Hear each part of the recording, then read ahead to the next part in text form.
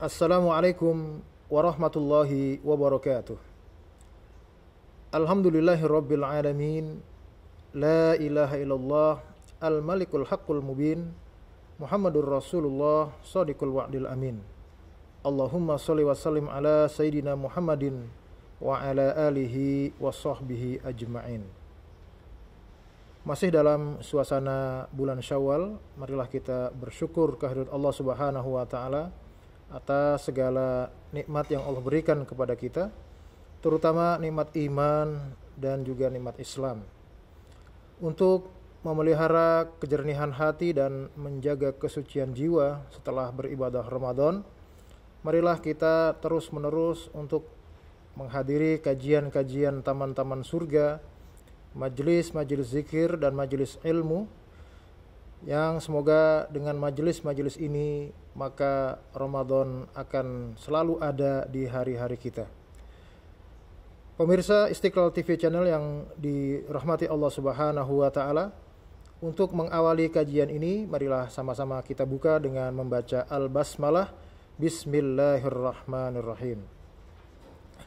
Untuk kajian kali ini yaitu kajian kitab Al-Hikam karangan Syekh Ibnu Athaillah As-Sakandari rahimahullah, yang akan disampaikan oleh narasumber tetap kita Al-Mukarram Kiai Haji Dr. Nasruddin Umar MA. Kepada beliau fal yatafadhal mashkuran. Bismillahirrahmanirrahim. Assalamualaikum warahmatullahi wabarakatuh.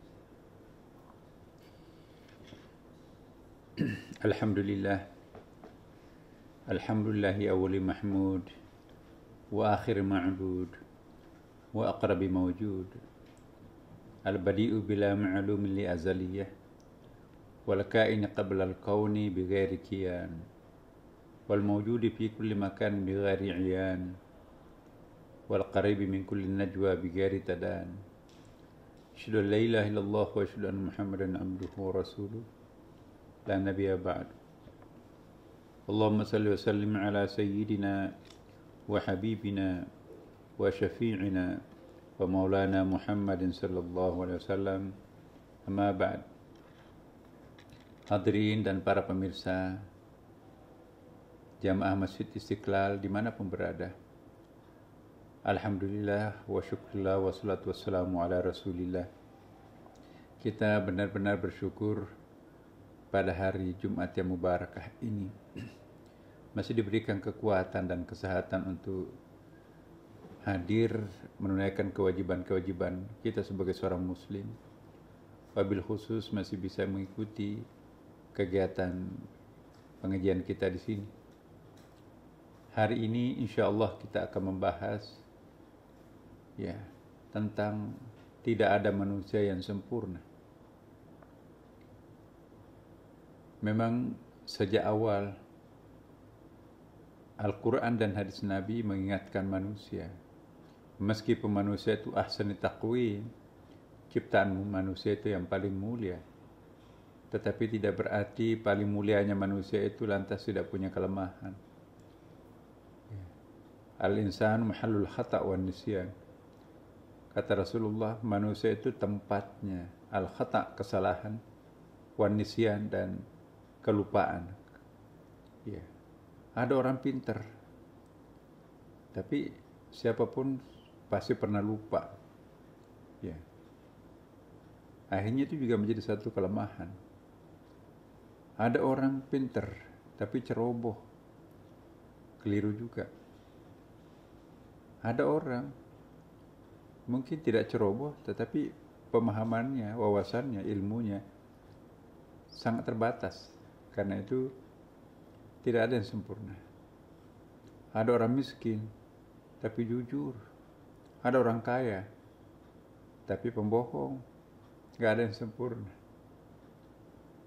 Nah,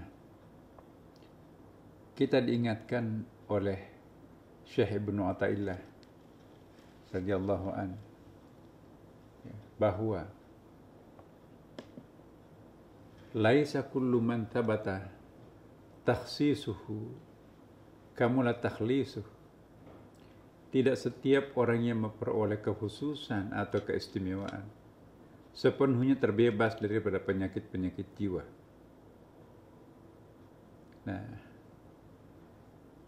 tidak semua orang yang punya keutamaan-keutamaan, apakah itu pintar, apakah itu kaya, apakah itu cantik, apakah itu tampan, dan apakah itu bangsawan, ya, pasti punya celah, pasti tidak luput daripada kesalahan, kekeliruan.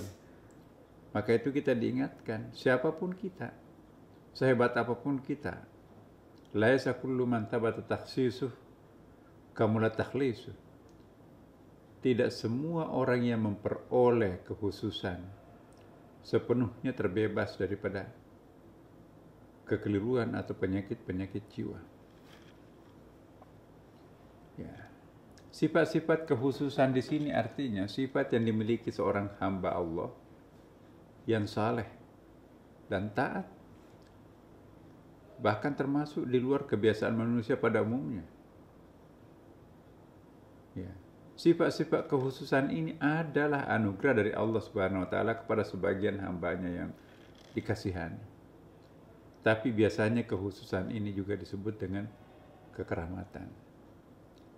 Nah, kalau ada orang memiliki kekhususan yang luar biasa, tetapi jarang kita melihat kekurangannya, itu adalah kekeramatan.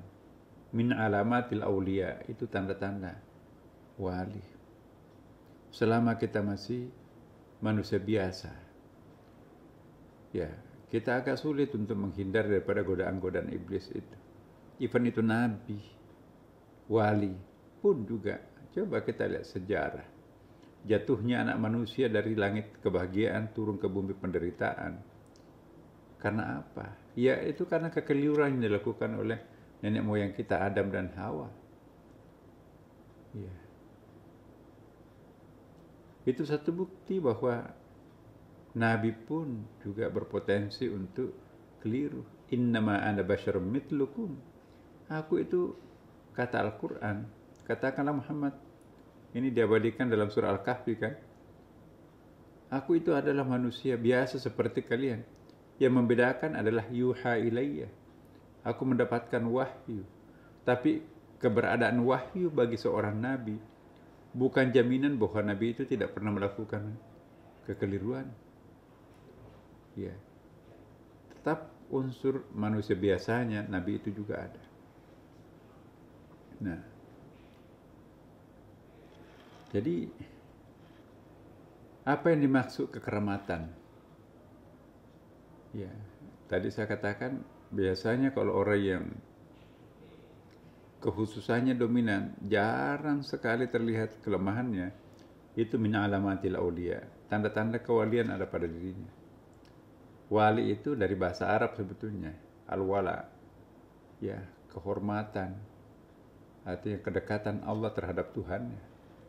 Sifat-sifat kewalian itu mereka itu memiliki insting rohania yang halus dalam kekuatan batinnya. Jadi ada feelingnya. Kalau ada sesuatu yang negatif, itu langsung feelingnya sangat sensitif. Ada Down syndrome nih. Kok kenapa aku guilty feeling? Nggak enak rasa. Itu isyarat bagi orang yang sensitif. Nah, salah satu tanda jika Allah mencintai hambanya, dia menganugerahkan orang itu feeling yang sensitif, rasa yang sensitif. Nah, kalau ada orang nggak punya rasa malu, itu artinya mayat berjalan. Ya. Tapi kalau orang sudah memiliki sifat-sifat yang sensitif healing tadi itu, maka itu bersyukurlah. Sebagaimana sifat-sifat para muqarrabin, orang dekatnya Allah yang lainnya, yang mendapatkan inayah dari Allah SWT. Jadi kekhususan itu karena ilmu yang ada dalam dada mereka itu aktif. Lagi pula kecintaannya terhadap Tuhannya itu sangat dalam. Mereka itu adalah orang-orang yang biasa kita sebut dengan zuhud ya kan. Zuhud itu ya rasa cinta dan tergila-gilanya terhadap dunia sudah enggak. Mujahadahnya sudah banyak, wiridnya juga kepada Allah juga banyak. Itulah yang tadi saya katakan min alamatil aulia, tanda-tanda kewalian ada pada dirinya sendiri meskipun dia bukan wali. Allah Subhanahu wa taala memberikan kekeramatan itu kepada hamba yang dipilihnya. Karena keikhlasan mereka itu di dalam beribadah. Mereka yakin akan keagungan Tuhan. Nah, tapi perlu saya ingatkan kepada kita semuanya, siapapun, bahwa kekhususan itu tidak terjadi dengan sendirinya. Nggak ada yang gratis. Orang tiba-tiba punya kelebihan, punya kekuatan, punya keistimewaan, itu nggak gratis. Pasti orang itu melakukan mujahadah dan riadah. Apa perbedaan mujahadah dan riadah? Bagi kita orang awam mungkin sama, tapi bagi orang yang salik itu bisa membedakan. Kalau awalnya itu adalah mujahadah, berjuang, ya, berjuang. Kayak pesawat kalau tinggal landas itu mengerahkan seluruh energinya. Tapi nanti kalau sudah di atas garis orbit, mendatar, maka itu enak. Para penumpang boleh melepaskan seat belt-nya. Ya, para penumpang boleh ke kamar toilet kalau di pesawat itu kan. Tapi kalau lagi mendaki jangan kemana-mana. Lampu-lampu pesawat itu pun juga dimatikan kan. Konsentrasi energi itu bagaimana mengangkat badan pesawat ini naik ke atas. Itu dia. Tapi juga nanti sama pada waktu turun. Bagaimana luncuran pesawat itu bisa dikurangi kecepatannya yang sudah terlanjur cepat. Pesawat itu kan nggak bisa direm mati itu, stop langsung stop, enggak. Maka itu perlu penjiwaan, ya, pilot itu. Nah, hamba sendiri tidak mengetahui bahwa ia memiliki keistimewaan. Nah, kalau ada orang yang mendeklar aku kan wali, itu pasti bukan wali. Kalau ada orang yang mendeklar dirinya itu seorang wali, itu sesungguhnya kontradiktif dengan sifat-sifat kewalian. Wali itu dia nggak tahu kalau dirinya itu wali. Ia hanya memahami kewajiban kepada Allah, ya, dan mengamalkan kewajiban itu dengan sungguh-sungguh. Nggak ada targetnya. Aku beribadah bukan karena ingin jadi wali kok. Soalnya nanti Allah berikan apa yang disebut dengan warid. Warid itu adalah efek daripada wirid. Warid itu adalah sebuah keajaiban, distinctiveness yang Allah berikan kepada orang tertentu karena mungkin adalah orang itu sangat ikhlas atau sangat aktif beribadah, maka itu ada bonus spiritualnya, itu yang disebut dengan karamah. Ya. Jadi tidak bisa ujub-ujubnya itu aku mau dapat karamah tiba-tiba dapat. Karamah tidak bisa datang dengan doa, ya Allah anugerahkanlah aku karamah. Karamah itu lebih merupakan akibat daripada sebab. Bagaimana bisa dapat karamah kalau langganan dosa? No way. Nah, jadi para pemirsa, Bapak Ibu sekalian, ya, kekeramatan itu sesungguhnya diketahui oleh orang lain, diketahui oleh tetangganya. Masya Allah, semenjak tetangga kita pulang dari Tanah Suci kok lain ya. Dulu hanya selembar daun pepohonan kita jatuh ke rumahnya, pekarangannya, marah. Ini segala macam berjatuhan ke situ, nggak pernah marah. Tersenyum bahkan. Lebih ramah. Wah, itu ciri-ciri haji mabrur. Jadi seorang hamba yang dianugerahi kekeramatan, ia sendiri tidak mengetahui tentang kekeramatan dirinya. Orang di luar dirinya lah yang mengetahui hal-hal istimewa itu. Pembantunya, supirnya, tukang kebunnya. Masya Allah, semenjak Bapak dan Nyonya ini pergi ke Tanah Suci, ya, pulang ke Tanah Suci berubah. Oh iya, saya juga rasakan. Dulu salah jalan aja, goblok kamu. Sudah berapa tahun tinggal di Jakarta, bawa mobil masih salah jalan aja. Ini ada rapat penting, waduh, mulutnya berbusa marah. Ya, nasib. Mau berhenti, bagaimana anak-anak bisa makan? Ya. Oh sama. Nyonya juga di rumah itu kok bagus ya. Ya. Digoblok-goblokin setiap hari. kasar lah segala macam. Tapi sekarang enggak. Pecah lagi piringnya Mbak ya. Ya Bu, mohon maaf Bu. Ya nggak apa-apa, memang takdirnya harus selesai hari ini. Ya Allah. Bukan hanya itu Mas, kata mbaknya. Ringan tangan. Artinya gampang memberikan uang. Biasanya kan nggak ada ke bonus-bonus. Nanti mau pulang aja, baru kasih zakat. Ini enggak. Ada uang belanja, udah bawa aja, simpan aja Mbak. Tabung untuk adik-adik. Ya sama. Ya. Bapak juga begitu. Masya Allah. Itu athar sujud. Itu atharul ibadah. Itulah yang disebut dengan warid juga ya. Jadi semua itu tidak lebih adalah karunia istimewa yang dianugerahkan Allah kepada siapa saja yang hambanya yang terus berusaha untuk mendekati dirinya. Tapi dengan syarat penuh keikhlasan. Menghindari seluruh perbuatan yang dilarang oleh Allah dan melaksanakan kewajiban maupun yang sunat. Bahkan orang seperti ini biasanya sudah enggak membedakan lagi mana ibadah mahdah, mana ghairu mahdah, mana sunat, mana wajib. Semua itu dicintai Allah, maka dia sudah enggak membedakan mana wajib, mana sunat. Puasa Senin Kamis seperti Ramadan. Meninggalkan puasa Senin Kamis yang seperti meninggalkan puasa Ramadan. Ya. Salat sunat dengan salat fardu enggak ada bedanya. Meninggalkan ya 1 rakaat ya atau 2 rakaat salat duhanya, maka itu pun juga seperti meninggalkan salat fardu. Yang makruh sudah disamakan dengan yang haram, dua-duanya tidak disukai Tuhan. Ya. Melakukan yang makruh seperti melakukan yang haram. Masya Allah, luar biasa orang ini. Nah, apa kata Rasulullah SAW, Bapak Ibu? Jika ada orang yang sudah tidak membedakan antara sunat dan yang wajib, dan antara yang makruh dan yang haram, maka orang itu bisa meminjam mata Tuhan untuk melihat, meminjam telinga Tuhan untuk mendengar. Artinya apa? Alam gaibnya sudah transparan. Ada nggak yang tidak bisa dilihat oleh Allah? Masih ada nggak alam gaib di mata Allah? Ya nggak ada lagi. Makanya itu hati-hati Bapak Ibu. Kalau menjumpai orang-orang yang kira-kira memiliki sifat kewalian, jangan coba-coba bohong. Percuma dia tahu.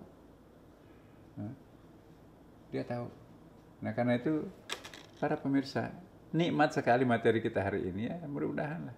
Saya ingin hanya mengingatkan hati-hatilah. Jika ada seseorang yang biasa mengobati orang sakit hanya dengan memberikan doa-doa pada air, atau seseorang yang dapat merubah benda yang tidak berguna menjadi benda-benda yang berguna, misalnya merubah kertas menjadi uang ya, atau dapat berjalan di udara atau di atas air. Keistimewaan seperti ini perlu diwaspadai. Itu belum tentu karamah. Tipu-tipu mata juga bisa ya, hipnotis juga bisa, banyak yang bisa terjadi. Tapi juga memang ada yang seperti itu, karamah namanya. Karena kekeramatan dari Allah SWT itu untuk hamba-hambanya yang saleh, yang tidak terikat lagi dengan sebab dan kebiasaan yang ada. Kadang-kadang kebiasaan yang terjadi menutup sebenarnya ya, menutupi pengalaman sehari-harinya. Ya, jadi sengaja menutupi kelebihannya. Ya Allah, jangan menganugerahkan aku kelebihan, nanti aku kehilangan keseimbangan. Ya Allah, jangan perlihatkan aku kekeramatan, nanti aku berjarak dengan Engkau. Ya Allah, jangan berikan aku keutamaan, nanti aku menjadikannya sebagai hijab untukmu. Ya Allah, jangan berikan saya kemampuan luar biasa, jangan sampai nanti membuat aku berjarak dengan Engkau. Kita kan masih sebaliknya. Ya Allah, anugerahkanlah aku kebalikan dari yang tadi. Ya Allah, aku pingin simsalabim tiba-tiba berubah. Akhirnya semuanya orang kagum terhadap aku. Nah, orang-orang yang wali sejati itu yang didoakan untuk jangan ada pada dirinya. Ini bedanya antara wali dan yang bukan wali kan. Ini tidak mustahil karena kepandaian setan pun juga bisa membuat orang itu terhipnotis gitu. Coba kita lihat, kriminalitas yang berbasis hipnotis itu kan banyak. tipu-tipu mata, tipu-tipu telinga, tipu-tipu sensorial. Nah, tetapi juga ada yang benar-benar wali dan ada mukjizat juga kalau para nabi kan. Nah, jadi para hadirin, para pemirsa, keistimewaan belum tentu kekeramatan murni. Jangan sampai nanti kita melakukan atau merasakan atau mengalami sebuah pengalaman luar biasa, lantas mendeklar aku kan orang istimewanya Allah. No, jangan. Jangan. Keistimewaan yang tampak itu belum dapat dipastikan sebagai kekeramatan yang murni. Karena boleh jadi telah dipengaruhi oleh kekuatan hawa nafsu atau kekuatan setan. Ya. Tukang sihirnya Firaun juga mampu melakukan sesuatu yang luar biasa. Ya kan? Belum tentu orang yang menampakkan kekeramatan itu bersih dan ikhlas hatinya. Ya. Tapi kalau orang yang sudah mendapatkan ciri-ciri kekeramatan itu, hati-hati, pelihara dirinya, jangan riya, jangan mabuk, istighfar terus. Barangkali dalam hatinya masih ada ruang yang kosong sehingga mudah bagi setan untuk hinggap di dalamnya. Nah, maka itu hati-hati. Keramat hari ini besok hilang, lenyap. Banyak sekali tuh, ada orang diberikan keistimewaan sesaat, tapi setelah itu hilang. Hilang begitu saja, nggak terulang lagi. Karena kita nggak pintar, tidak cerdas merawat itu. Nah, jadi tegasnya Bapak Ibu, apabila suatu kekeramatan yang menjadi kekhususan bagi seorang hamba, ya, tapi masih juga dipengaruhi oleh hawa nafsu, maka berarti kebersihan dan keikhlasannya belum lagi dalam keadaan sempurna. Biasanya kalau kekeramatan sejati yang murni datang, tidak bisa terkontaminasi dengan hawa nafsu. Memang perjalanan hidupnya sudah jauh meninggalkan aib, ya, sudah sangat muru'ah dalam menjalani kehidupan, sudah sangat tawadu, sudah sangat ikhlas, ya sudah sangat pasrah, sudah sangat reda, dan sudah sangat lapang dada. Nah, orang-orang yang seperti ini insya Allah yang akan diberikan Tuhan satu keistimewaan. Inilah para pemirsa, para hadirin. Mari kita introspeksi diri kita. Semoga betul-betul sedikit demi sedikit keistimewaan itu ada pada diri kita sendiri. Tapi jangan sampai membawa kita itu lengah, akhirnya bangga, lalu berubah menjadi sesuatu yang bumerang buat kita semuanya. Demikian Bapak Ibu sekalian. Wassalamualaikum warahmatullahi wabarakatuh.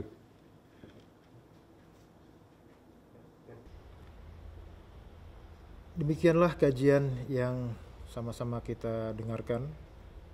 Semoga Allah Subhanahu wa taala memberikan banyak hikmah kepada kita semua. Di antara butiran-butiran hikmah yang disampaikan Imam Besar Masjid Istiqlal tersebut tentu merupakan satu kemewahan bagi kita apabila mengendap di dalam hati kita masing-masing. Dan kami mengucapkan terima kasih kepada Profesor, jazakumullah khairan katsira. Semoga Allah Subhanahu wa taala memberikan keberkahan kepada ilmu beliau, disehatkan badan beliau, dan selalu dalam keberkahan Allah Subhanahu wa taala. Dan bagi kita yang mendengarkan, selain mendapatkan pahala, tentu mendapatkan sesuatu yang lebih luar biasa lagi, yaitu kemurnian jiwa, kebersihan jiwa, karena yang kita bahas adalah masalah-masalah yang berkenaan dengan tazkiyatun nafas atau pembersihan jiwa kita. Untuk itu, mari kita berdoa kepada Allah Subhanahu wa taala, semoga kita termasuk dari ahli ilmu, dari orang-orang yang berhak mendapatkan kebesaran Allah Subhanahu wa taala, yaitu hikmah di dalam hati kita. Dan kita akhiri saja majelis ini dengan sama-sama membaca kafaratul majlis. Subhanakallahumma wa bihamdika asyhadu an la ilaha illa anta astaghfiruka wa atubu ilaik. Assalamualaikum warahmatullahi wabarakatuh.